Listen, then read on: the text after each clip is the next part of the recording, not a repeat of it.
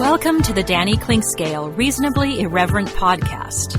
Insightful and witty commentary, probing interviews, and detours from the beaten path. Yes, indeed, it is time. Ring the bells, sound the alarms. It's time for another edition of Thirsty Thursday, Sense and Nonsense. A couple of guys just sitting around having a cold beverage or two. Yeah, I actually got revved up with one before the Thirsty Thursday today. Got out on the golf course a little bit. Golf courses these days are jammed. Great thing for the golf course people. Other people are discovering golf, want to get outside. Bad for the person who used to be able to go out on a Wednesday afternoon by himself and breezily play 27 holes with nobody around. But anyway, it was nice. And so here we are, ready for another rambunctious edition of Thirsty Thursday, and we'll see where it takes us. But one thing we know is that each of us will discover the delights or not on this episode live for you of Vegemite. So you can look forward to that. Or we don't know. Maybe it'll be delightful. I think probably average at best. We'll see. I reached out to my daughter, who is a sort of pseudo-expert on a different version of Vegemite. Yes, these are the things we explore here with Danny and Joe. It's Thirsty Thursday, Sense and Nonsense, and it comes your way next. Cinematic Visions has been an affordable solution for professional media production in Kansas City since 2003, offering award-winning video production and creation, as well as a wide array of digital and social media management services. From planning, scripting, filming, editing, and post-production, to delivering your product to a watching world, Cinematic Visions will provide professional and affordable services for you and your business with the necessary return on investment to make it all worthwhile. Cinematic Visions' goal is to unlock the power of storytelling through video and a strong online presence for your company. Beyond the numbers, they want to inspire and evoke your clients to feel and act. Let my friends at Cinematic Visions embed your brand where it belongs, in your customers' minds. You can find them online at cinematicvisions.com or with a quick phone call at 816-600-6300. We're visiting with Larry Marshall, former Chiefs defensive back and punt returner and now a Chiefs ambassador. Larry is a former pro football player with the aches and pains that come with that, and moving on in age as we all are. What do the Canaway CBD products do for you? It's been a great relief for me. Being a punt and kickoff returner, collisions were a mainstay of my career, and these Canaway products, the salve especially, has really helped me try to get through every day with the aches and pains that I've had over a career of 7+ years in the NFL. I get similar benefits as well, particularly with my back. Certainly wasn't a football player. What's the best way for our listeners to get more information about the great products themselves? Well, I'm so enthused about it, Dana. They just contacted me at larrymarshall.canaway.com, and I can give them all the information they need to help them get through the day as well. Start gaining all the benefits that Larry and I do from the trusted and reliable line of Canaway products. As Larry said, visit larrymarshall.canaway.com and get information on all the great products from Canaway. Hi, this is Matt Llewellyn from 23rd Street Brewery. Thank you, Kansas City, for supporting all the local restaurants during this time of crisis. Starting Monday, June 1st, the 23rd Street Brewery will be open our regular hours from 11 o'clock a.m. to 9 o'clock p.m. every day of the week. For dine-in and patio service, if you can believe that, we're open. During this phase, we will adhere to the Douglas County recommendations for restaurants, and please see our website or our Facebook page for details. Most importantly, we want all of our guests and staff to stay safe, and together, we will all get through this.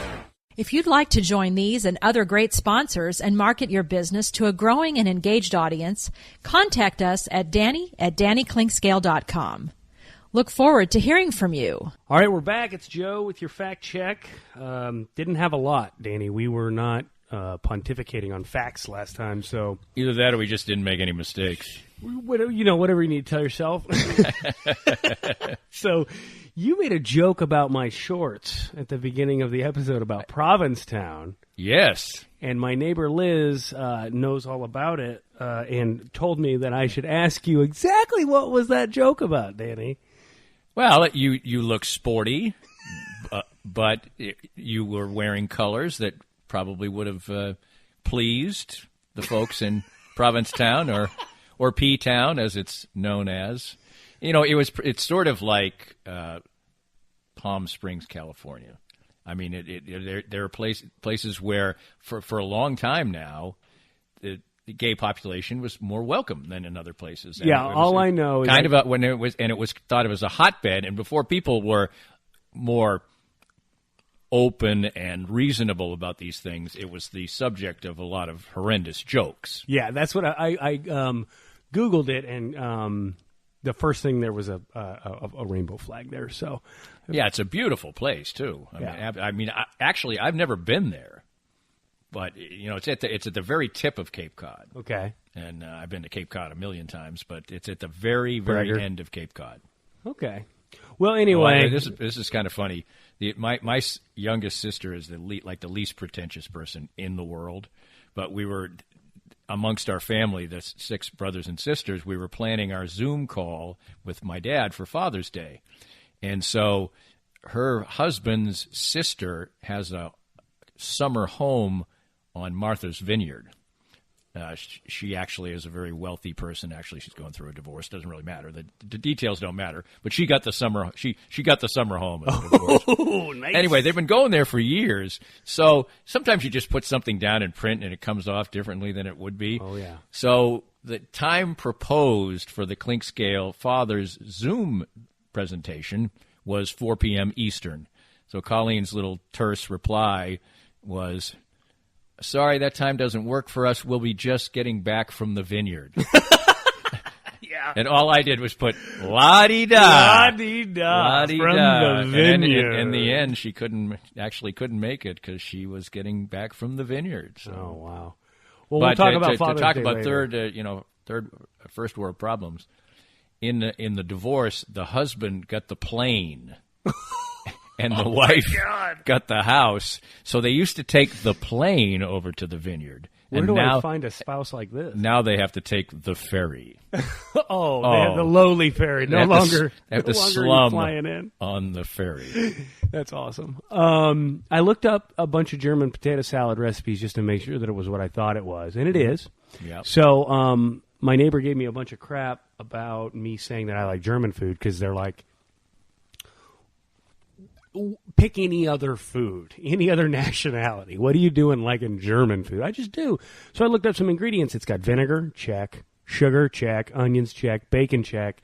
It is a completely different potato salad. Yeah, there's no mayo, there's no mustard. Right. If you want to try something, I think most people maybe even are familiar with German potato salad, but maybe they don't try it or like it. Yeah, I think you described it as a different food. Yeah, it is. And it is. About the only thing that's the same about it is that there's potatoes in it. Exactly. You put vinegar and sugar and onions in something, I'm eating it. So I looked up the River Falls Gentlemen's Club here. Does the King of Diamonds ring a bell? There's no way the name and if you know anything about gentlemen's clubs generally is that they turn over names more than they turn over strippers, probably.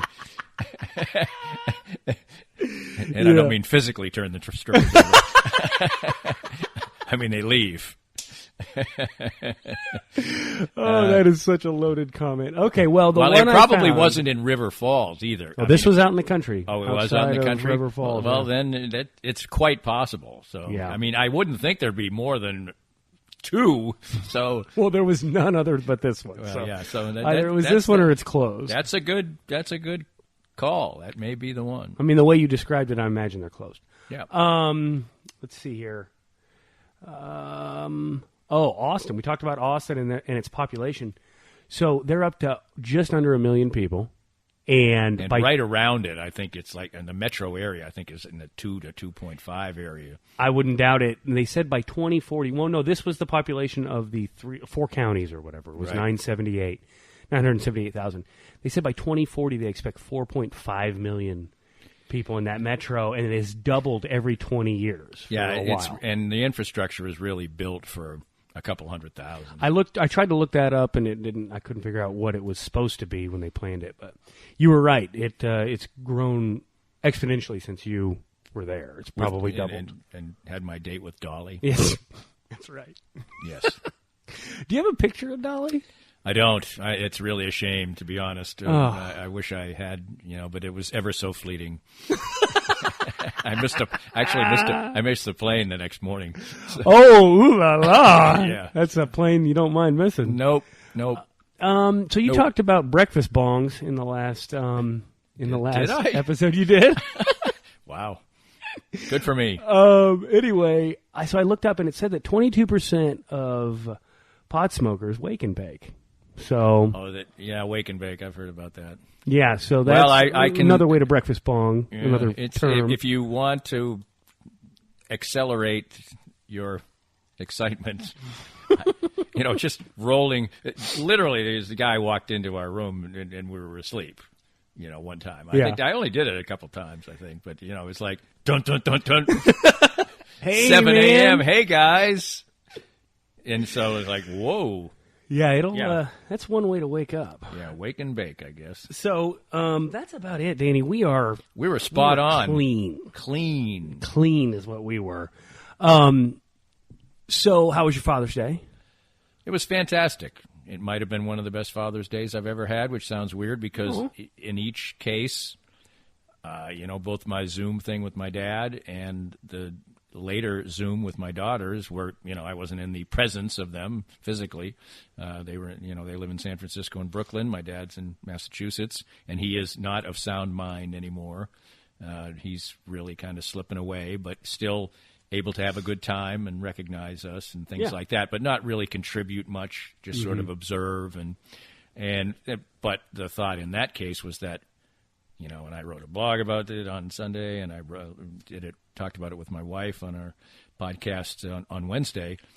I don't know how many I'm going to have left with him. Yeah. And so that was, that was a good family experience. And then your daughters grow up, and all you can do is hope that they seem to appreciate what your efforts were during, and it was difficult for me. I wasn't, I didn't raise them per se because I wasn't in their home every day. Yeah. From the time they were 6 and 2, and I did my best, and I love them to death, and we did 2 hours of wonderful conversation about many things, and they really didn't want to get off the call. And yeah, that's awesome. Although I they were starting to just talk to each other at that point. Yeah, so I was like, well, that's all right, but I got to go. But so it was great. How about you?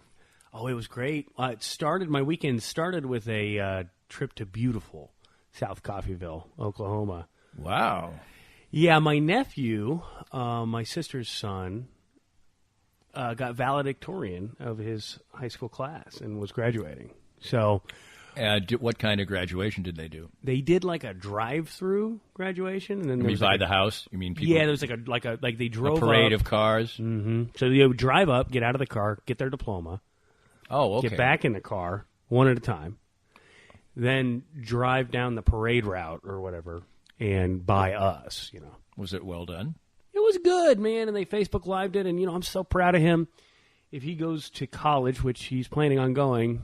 Oh, he's the valedictorian. He will be the second person in our family to ever, besides me, the only other one to ever go to college if he finishes.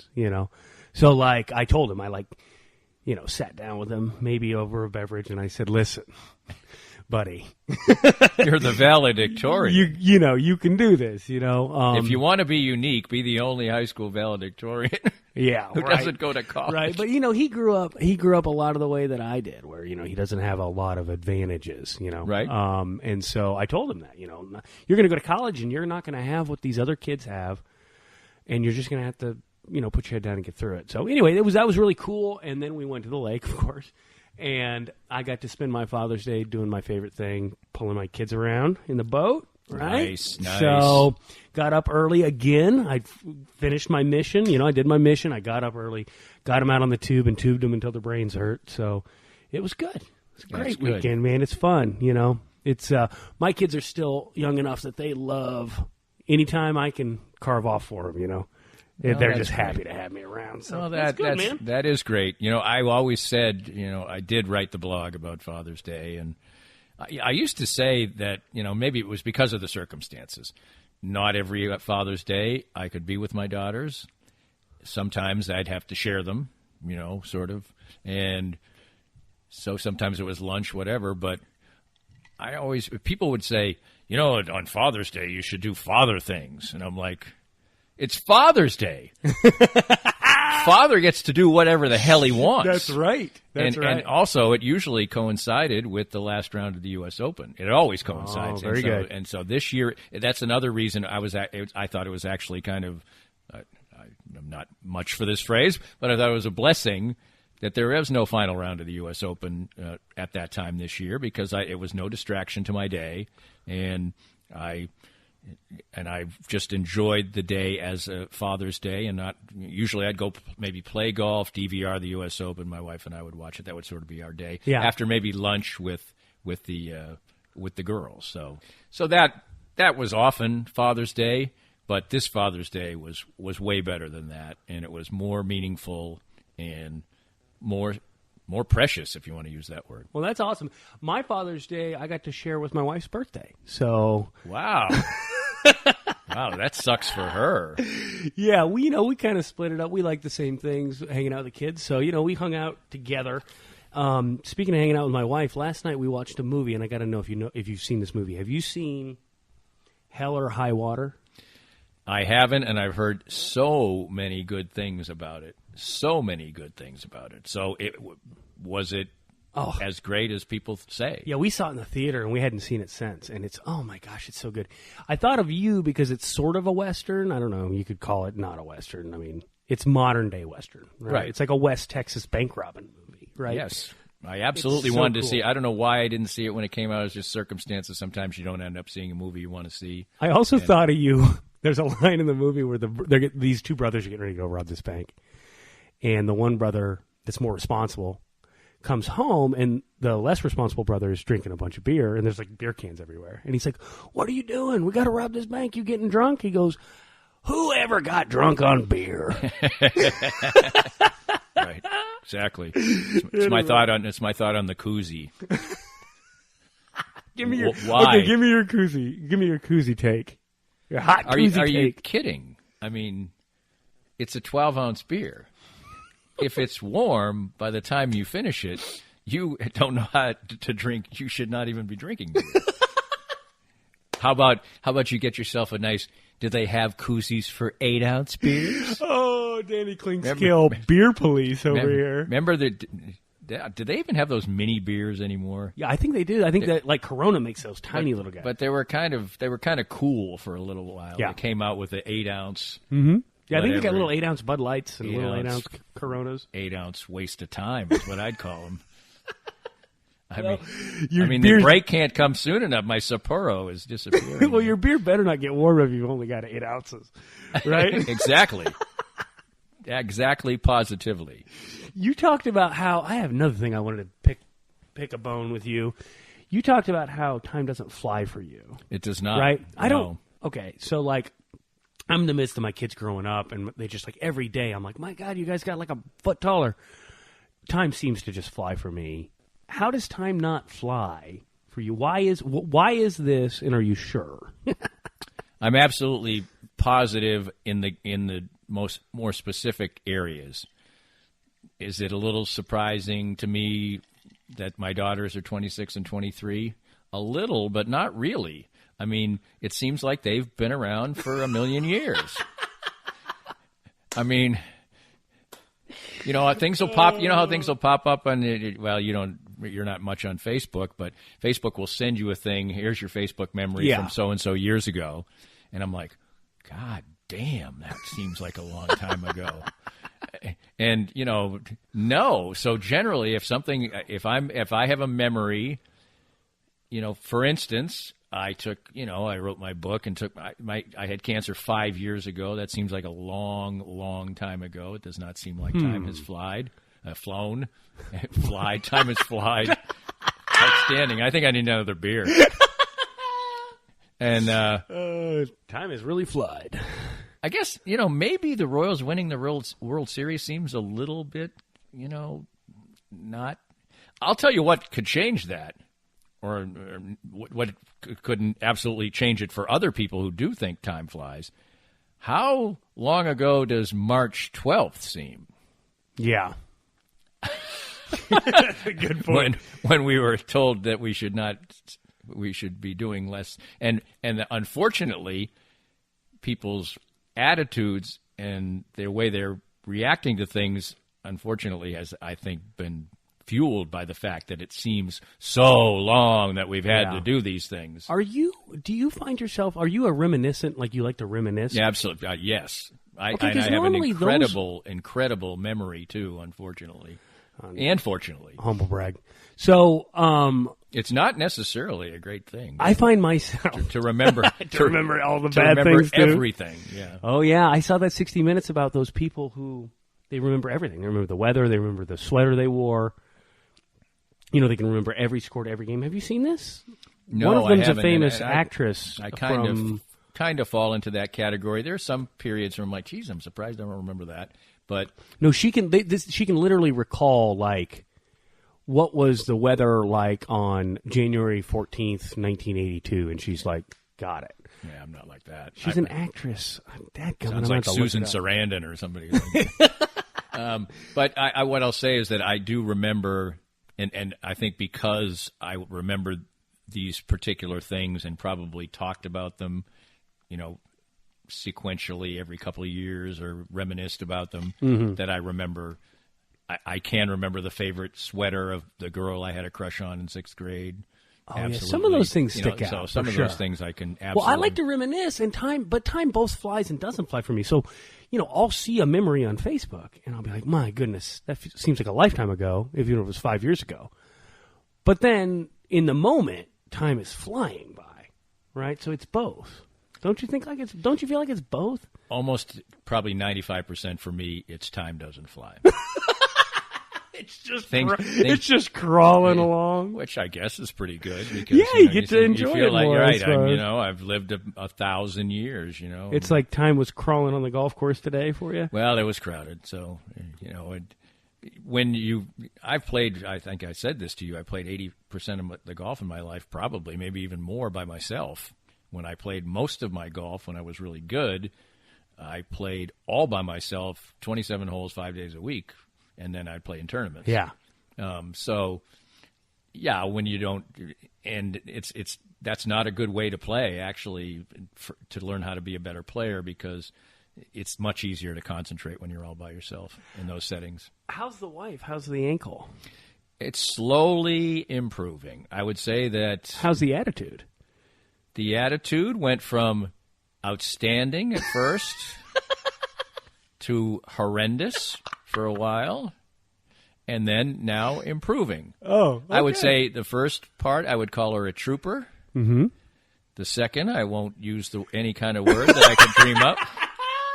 And the third, she went to the doctor the other day. She doesn't have to use crutches anymore. Oh, that's good. I mean, she still has to have the big boot on, but she can put pressure on it. So there's progress being made. So no surgery for sure. Definitely. Where's the wood? Yeah, knock on wood. No surgery. So, well, that's good. Yeah, I've been thinking about you. I've been wondering how being a nursemaid has been for you. Well, I get a lot of exercise going up and down the stairs, and also we developed a lot of different. You know, we've developed a system eventually, but the problem is that for a while when she was on the crutches and she wasn't like some kind of a crutch ninja. She just couldn't carry anything. So when she would get and settle down where she was, if she forgot anything, a document. I mean, she's going to Danny, right? Yeah, and I kept I can hear my phone buzzing now, but it is on mute. But I've always kept my phone on silent or mute. Yeah, and in this case, I've kept it on, so it would make noise, and she would text me because I could be on the bottom level, and she could be on the top level in of the house. Chateau de Yeah. cling scale. Well, I think this would be better to try to say that we don't live in Terra. It's a California split, I guess is what it's called. And so that, it's not the biggest house in the world at all. I don't know square feet. It's only a couple thousand square feet. It's like 3,000. 9,000, something like that. No, those are six bed, 10 bath. Those are Jane's friends from her days in the opera world. That's your sister. She has many friends who have extremely big houses. That's wild. But not when we get to go and visit places where people who have more than one home aren't residing at that point in time. So that's a cool thing. Oh, wow. Yeah, That's cool. Palm Springs, Cincinnati, I need some Times friends. Square. I need some friends like this. Yeah, you do. So, last thing before we take a break. Yeah, and it's almost Vegemite time. It's almost Vegemite time. You know, we have to do the Bundesliga update, right? Did you watch the match? You know what? The Bundesliga now is going to be out of my world, It's just hitting the back burner. Back burner, right? Right. The Premier League is back. So, we can talk a little soccer. I enjoyed that. And the other day, it seems like now that the other soccer is back, we don't get the replays that we did of the Bundesliga, which I would watch in the mornings when I was working out. And now I may not have seen the game. That was the thing. Like on Monday, Tuesday, Wednesday, they will show them. And in this case, it would be great if they would show them because I wouldn't have seen the game. Well, it's all sewn up. So there's no reason to watch it anymore. I knew that. Other than the relegation battle, which is great, which is the best part about European soccer, is the losers at the end of the year are generally the most entertaining games. And also, some of those teams will, against a big club, in desperation, pull out some amazing performances. That's what happened to Dortmund the other day. They lost to the team that was at the edge of relegation. It's slipping my mind right now, but they didn't just lose; they got smoked. And you watch these guys, and you can tell they're not as good of athletes. But it's one of the things that's so great about soccer is you can really just decide to nut up, right? And we're going to put pressure, and we're going to pressure, and we're going to pressure, and they get a couple goals, and before you know it, it's they get some confidence, and then off to the races. So anyway, Bundesliga's wrapped up. Dortmund 6 years second, as always. By the time I left, spiritually, the Bundesliga, I mean, Bayern had won a couple of the matches they needed to win, and somebody needs to knock their asses off. I mean, it's getting getting a little old. It's getting ridiculous. Next year's our year. That's what we say every year. Well, so. Here's a soccer thing that will, make some people just drive off the road or, turn off the podcast. So is Timo Werner going to be a big deal for Chelsea? He is. I've watched him for 5 or 6 years in the top flight in Germany. Timo Werner, yes, right? I think I said it right, didn't I? I don't know. I don't know, Danny. It's been a long week already. I think I said Timo Werner. Anyway, he is. That'll be on next week's next edition's fact check. Yeah, that's right. He is. I don't know how he'll play in the Premier League because I don't know the Premier League very well. But all I can say is that, like Pierre-Emerick Aubameyang, who was a striker for Dortmund, and he was just a lazy sack of when he played for Dortmund. He just didn't want to be there. And then he goes to the Premier League, and it's like, oh my goodness, here you go. Where was this at when we needed to beat Bayern? Timo he's got a really good work rate. He's very fast. I think he's going to, if he wants to be there, which obviously he does. He does. He's ditching his team before exactly. the German Cup, I think. Yeah, exactly. And so he wants to be there. I think he's going to take it by storm. Most of the time when the mid to late 20s German guys go over to the Premier League, they do pretty well. Generally, it's 3 or 4 years and they're back. Right.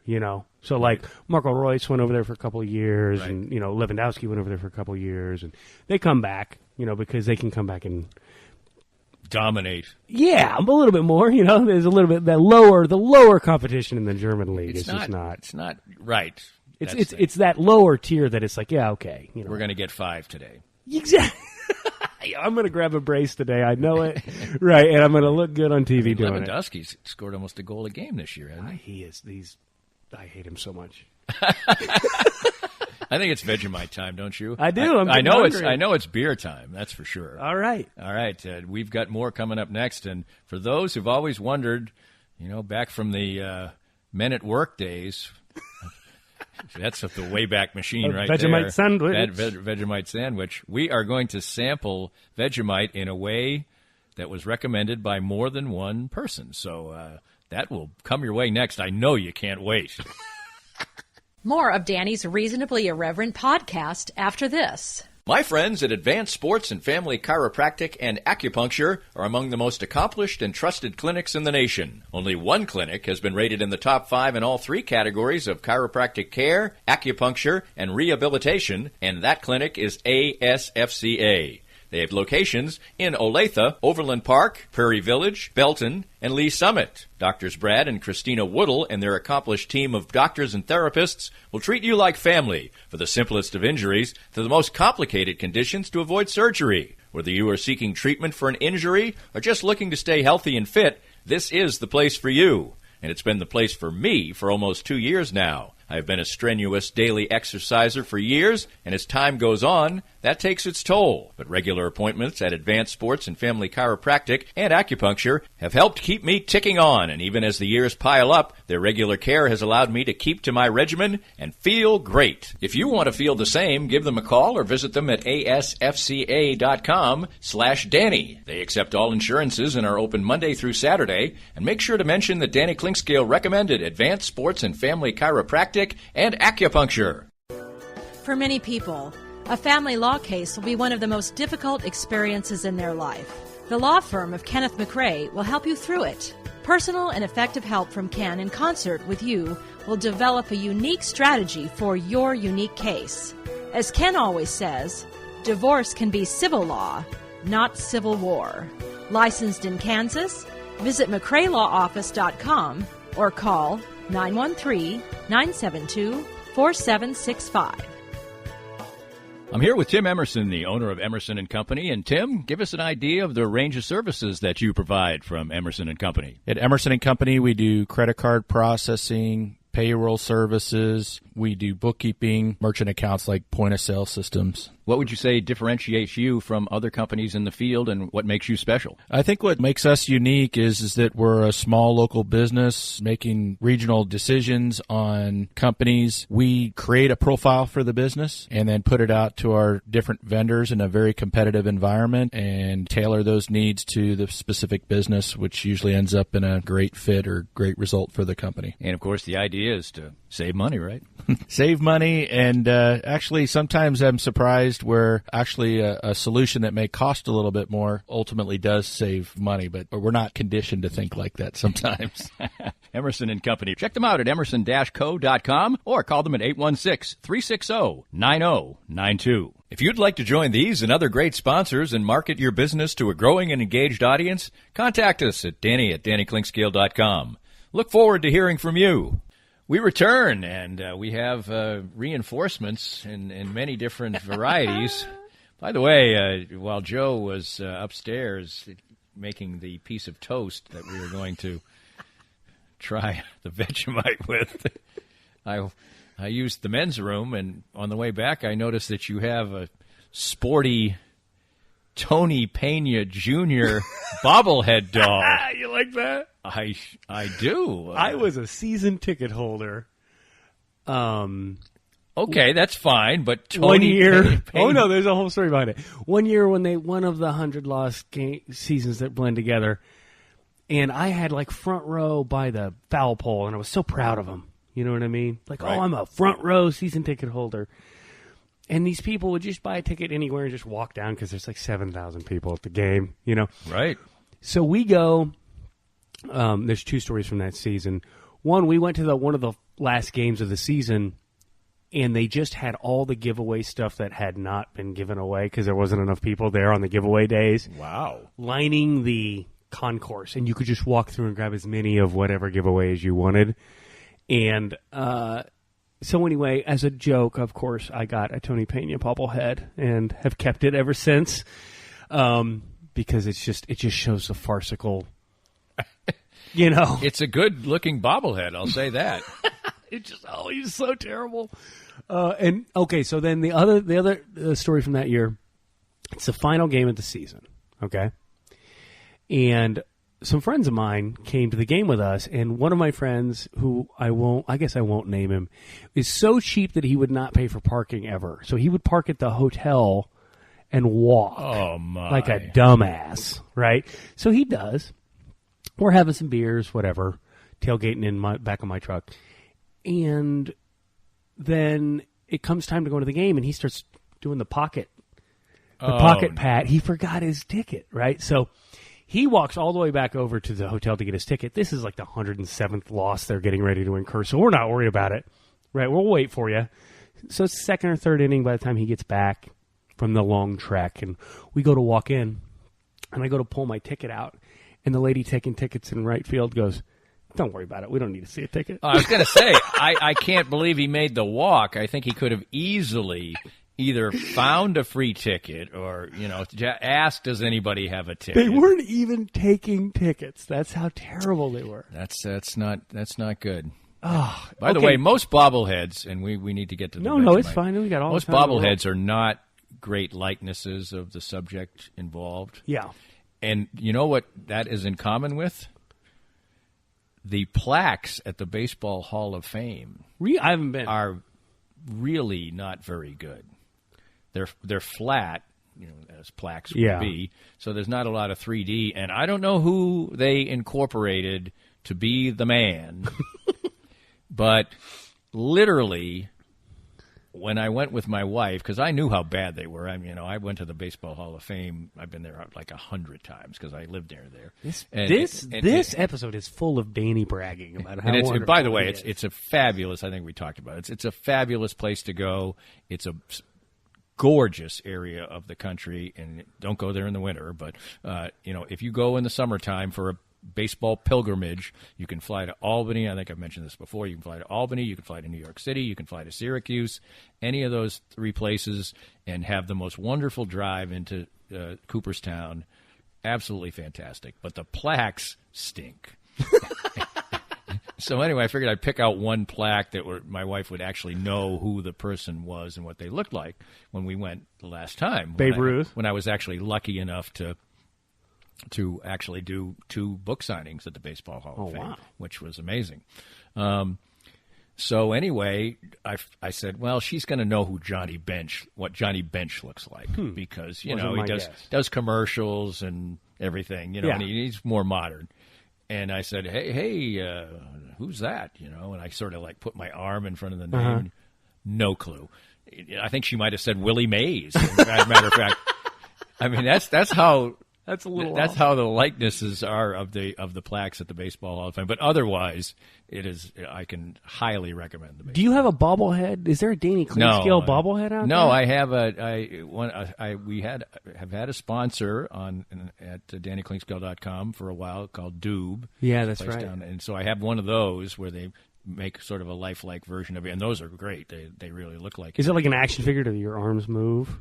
No, it just is this little like 12-inch high statue. So does it have you playing golf, or does it have you like bitching at somebody on your yard? Has me standing, sort of pointing like get off my lawn, like I'm talking, like I'm broadcasting. Okay. In the little vest that I used when I used to do. It was my book signing uniform. I used to call. Oh, really? Tie with vest and jeans. So it's kind of you thought you could pull it off. Somebody told you could pull it off. Somebody told me I could pull it off. Yes. So this Vegemite comes in the mail, right? Yeah. And I peel open the package, right? And let's just say it was fragrant in the package. I mean, even unopened. And it had not been opened. It still to this moment has not been opened. And I wanted to see what happens when we open it. Okay. So here we go. It didn't make much noise opening. We have it. Hopefully, we don't have a silver seal or one of those things. Oh boy! You know what? You know what? I thought it was going to be cream colored. Oh, you know what? I'm getting a little excited here. Oh my goodness! Because really? I thought it was going to be kind of. This sort of has. It looks like shoe polish. It does.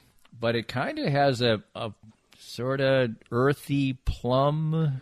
It is very earthy. I'll give it that. But not her. No, I'm almost a little. It's yeast extract. It says right on it, Vegemite yeast extract. And I have a pretty large game room here that we're sitting in, and we're quite a ways apart due to COVID, and I can smell it. I'm actually kind of.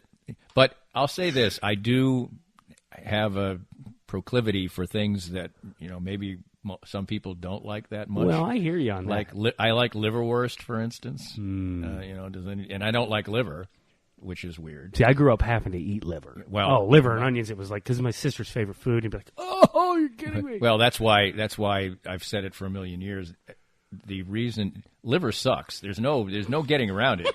Liver is awful, and the real testimony to why it's awful is the fact that it's never just served by itself. It's always liver with gravy all over it, liver and onions. Nobody just ever makes a liver steak and tries to serve it up to you. Just think about what you're eating. Well, also, this is a test. I mean, my parents were wonderful parents. You know, my dad was, we just talked about Father's Day, but this was just a thing of its time. I would eat anything when I was a boy. I was not a picky eater. Okay. Not a fussy eater in any way. But once a week, they would make liver. I think my dad liked liver. I don't know. Whatever. It was cheap. I think liver's cheap.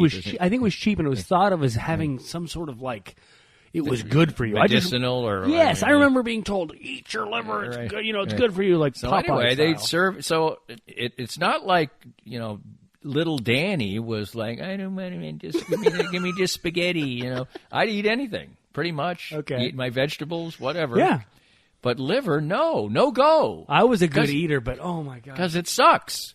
And so they would. My parents would literally say, "You eat that, or you're going to bed." Oh yeah. Oh, that was the rule in my house. Right. And so you know what I did?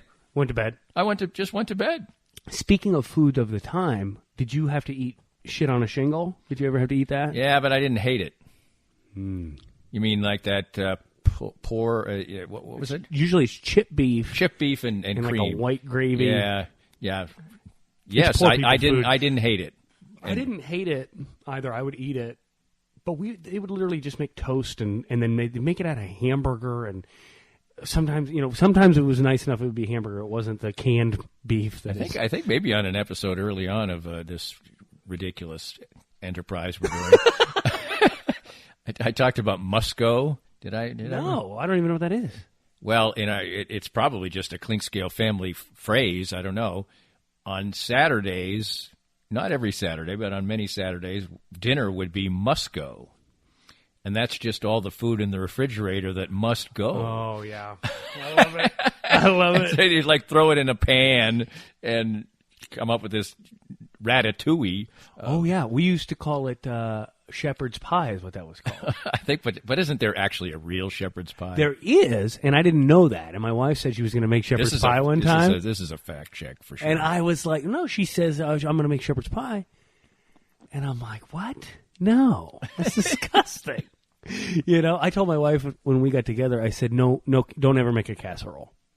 Because I had to eat so many. All my mom would make was casseroles. Just casserole after casserole after casserole. Well, unless lasagna is a casserole, in which case, I guess it technically somewhat is, but I'm okay with that. Generally, a casserole has multiple. Yeah, but they also tater tot casserole with like cream beans and never just get it it's away. It's like potluck. First of all, I didn't like church to begin with. And then my parents switched from, being Catholic, which was onerous enough, but, sorry, everyone, so to born again. Well, the religion I grew up with, I look very fondly on the Catholic religion because I look over there, I see the priest, firing up a butt, having a beer. It's a little different than growing up Mennonite, buddy. There was a lot of fire and brimstone in my youth. I remember the day that, I found out that we were, switching gears. Switching teams. I had already gone to Catholic church. That day? I used to get up in the morning. Catholics will love this story, I think, whether they, just listen to George Carlin's Class Clown, side one. You'll always have, you'll either be really pissed or you'll not be Catholic anymore, whatever. So there was a 7:00 Mass, and you had to go. We had to go to church. I didn't have to go to that one. So I developed this routine where I would just get up, and it was about and I didn't even, I wasn't like a cross-country runner. I didn't run till I was in my 20s.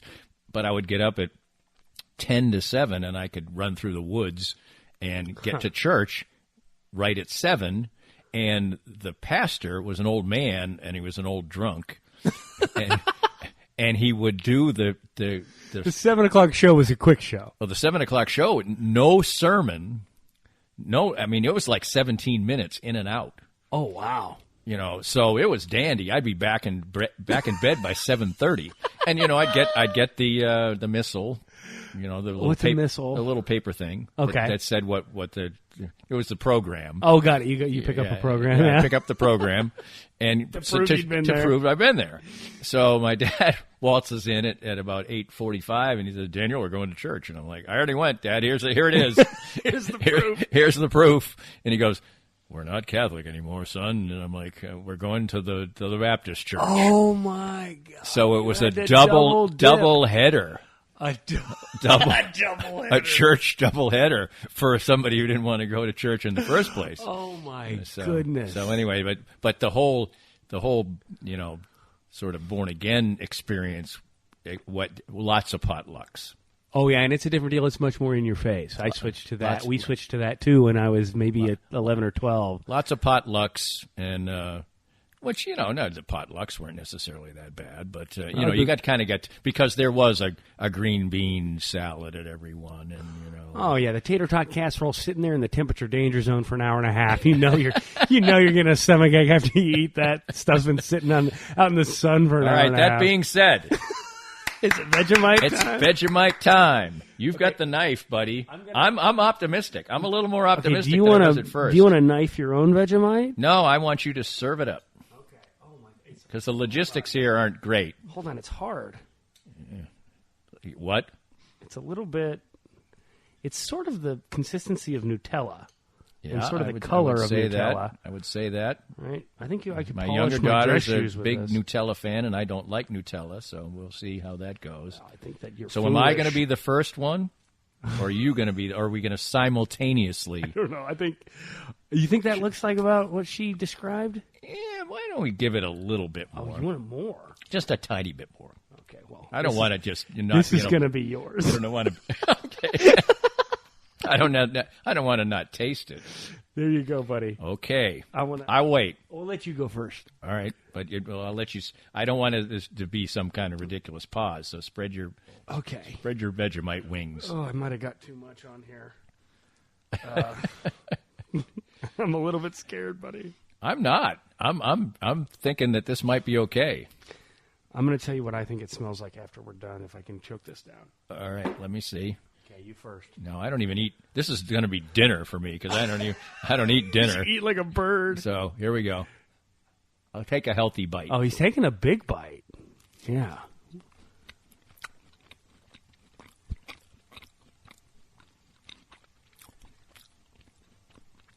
Oh, his eyes are lighting up. He's Not chewing. bad. He's chewing. Not bad. I'm not going to go to good. But I think you buttered up this toast, but good. Well, I was a little bit worried about the taste of it, so I wanted to go. So there's a heavy lot on of the butter on. There's a lot of butter on this toast. It's good butter too. That's Irish. That's that. So kill the 'em up. combination's working a little bit for me.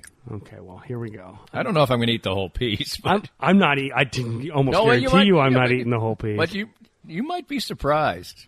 Okay, I'm a little bit scared. Here we go. I'm not taking that big of a bite like you did.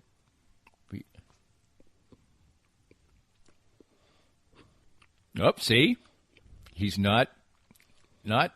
At first, you weren't really going that. Oh my God, that's terrible. Are you just doing this for effect? No. Oh, he's spitting his out. I'm not. I'm having another bite. Honest to God, I'm gagging. You know what? Oh my God. Oh my God, it's terrible.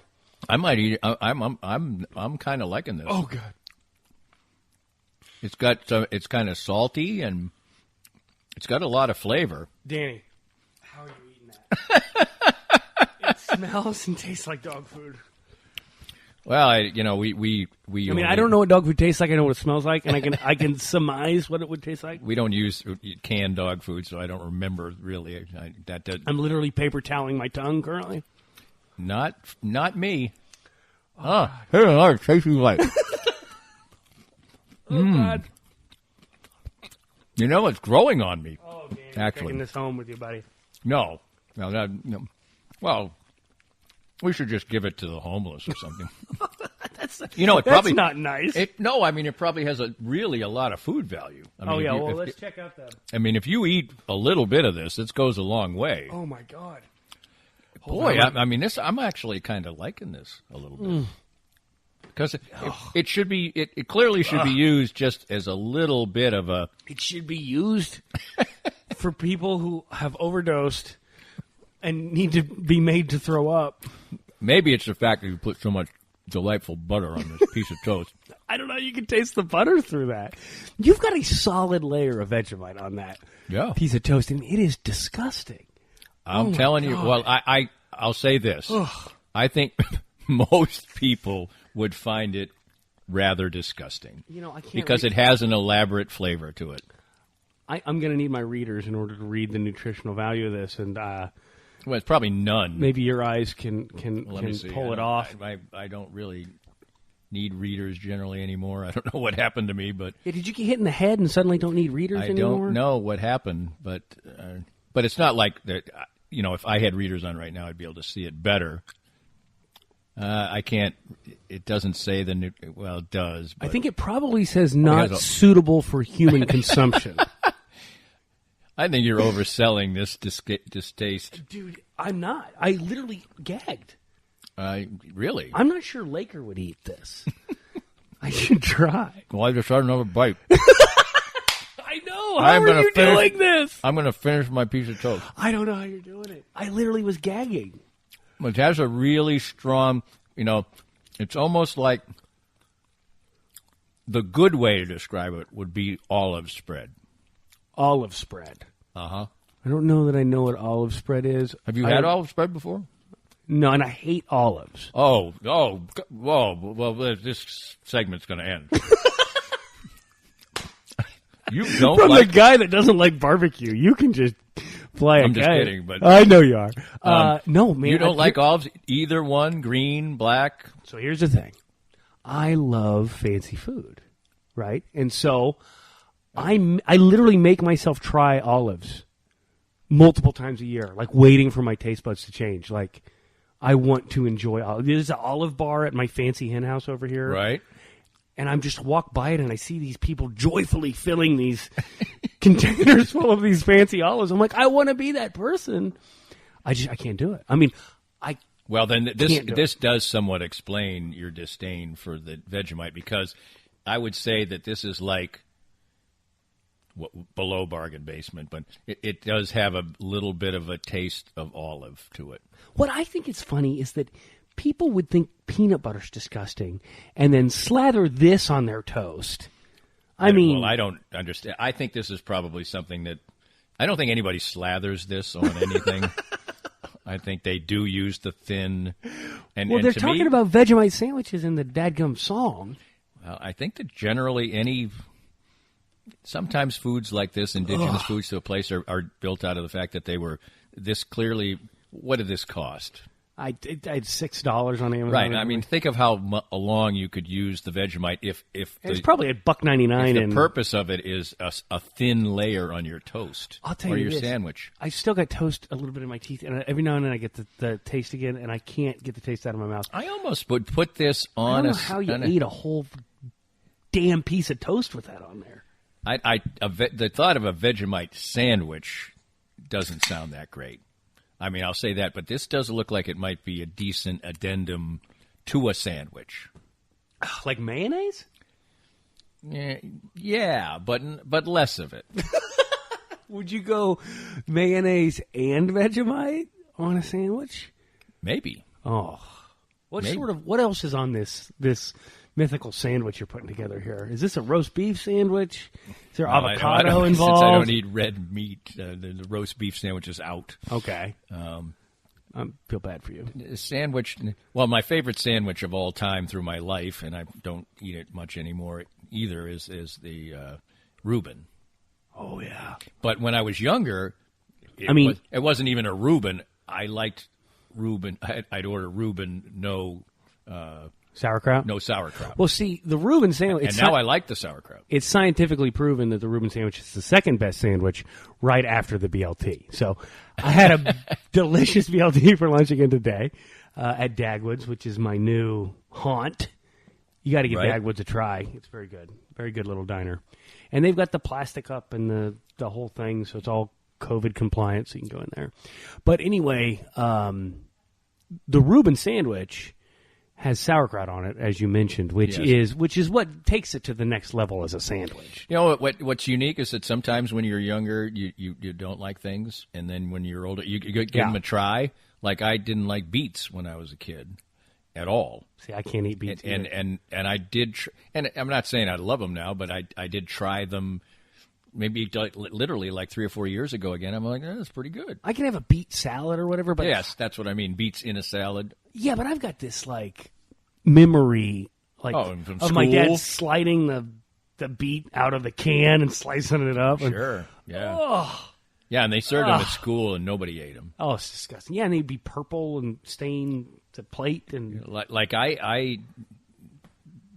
certain things that people maybe this is the Vegemite deal.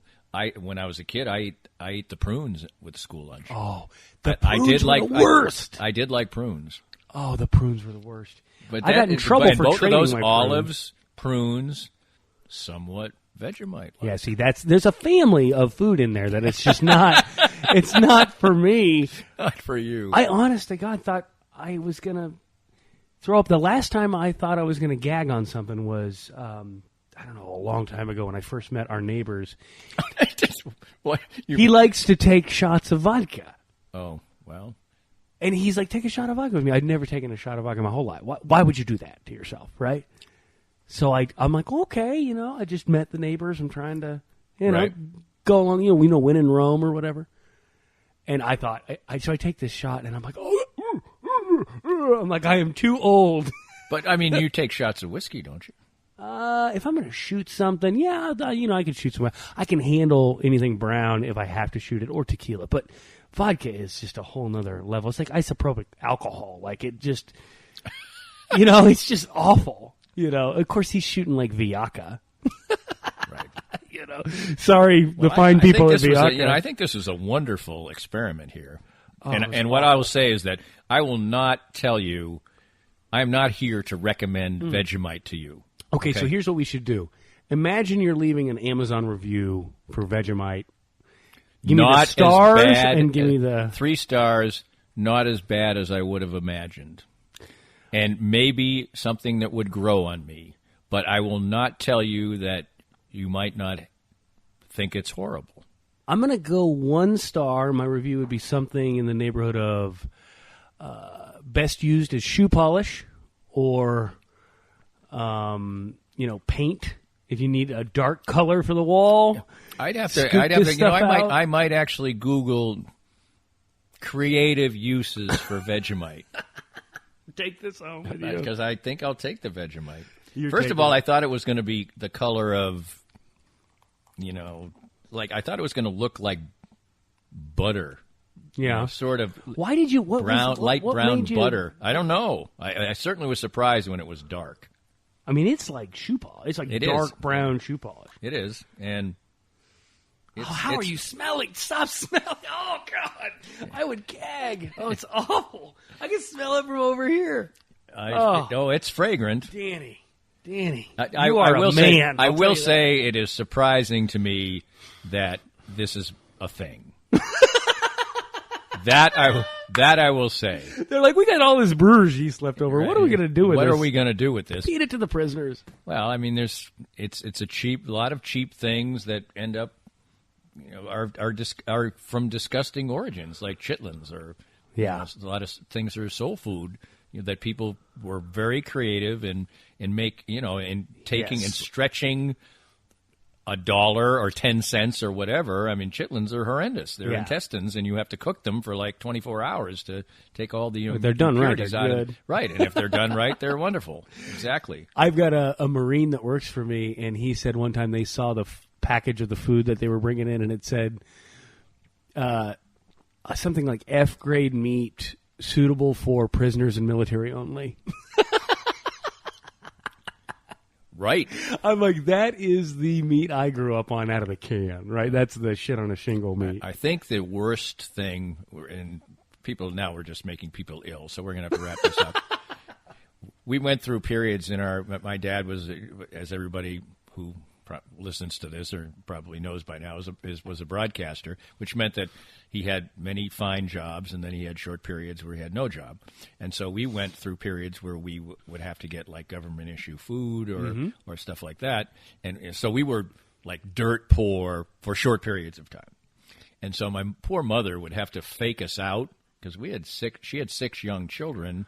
And they're used to eating. They're used to eating regular food, And so she'd get the powdered milk, and she would sort of try to mix it with regular milk and fool the kids. Oh, wow. And then her thing for this might be another experiment for another day. Her thing to fake us out, because we like to have tuna fish sandwiches, even though, as we've said before, and on this, she made crappy incorrect. ones because right. she used salad dressing.